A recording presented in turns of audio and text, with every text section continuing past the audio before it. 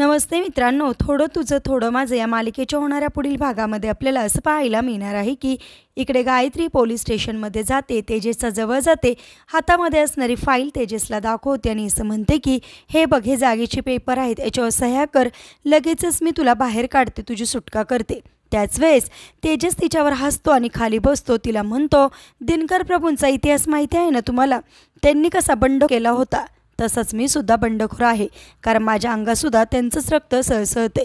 जीव गेला तरीसुद्धा या पेपर्सवर मी सह्या करणार नाही, असं म्हणून गायत्री समाज उतरवतो. त्यानंतर इकडे अण्णाने मानसीच्या कुटुंबाला घराबाहेर काढलेले असते. त्यामुळे इकडे शोभाच्या घरी शोभाचा नवरा आणि मुलगा मानसीच्या कुटुंबाला घेऊन येतो.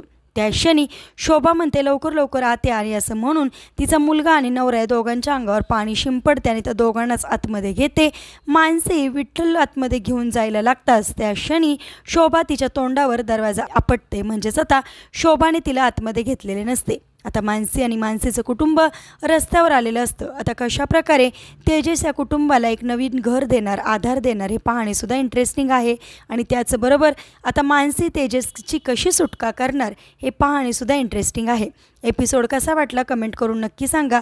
आणि असेच मालिकेच्या पुढील अपडेटसाठी रंजक मराठी चॅनेलला सबस्क्राईब करायला विसरू नका. धन्यवाद.